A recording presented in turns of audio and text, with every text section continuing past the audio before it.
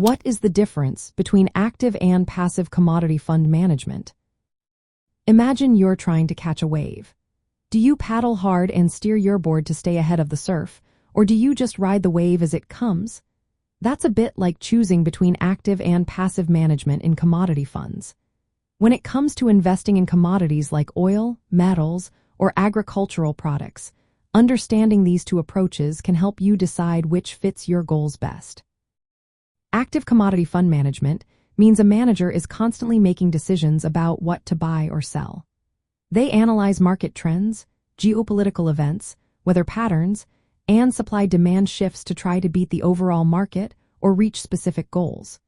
These managers frequently adjust their portfolios, sometimes daily, to respond to changing conditions.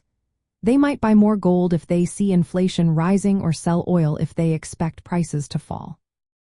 This approach relies heavily on research and judgment, aiming to outperform a benchmark or index. On the other hand, passive commodity management is more like following a map. Managers in this style aim to mirror the performance of a specific commodity index or benchmark.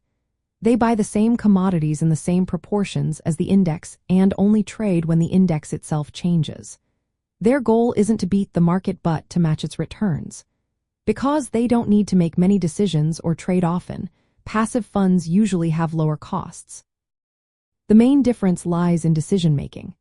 Active managers use their analysis and forecasts to make discretionary choices, while passive managers follow a set plan based on an index. Active funds tend to trade more often, which can lead to higher costs, while passive funds trade less and have lower fees. This means active funds might have higher expense ratios, sometimes 2% or more annually, compared to passive funds which might charge around 0.5%. In terms of risk and return, active funds aim to outperform the market but can also underperform if their predictions are wrong. Passive funds tend to deliver market average returns with less risk of significant deviation. For commodity investors, active management can be attractive because commodity markets are influenced by unpredictable factors like weather, political tensions, or supply disruptions.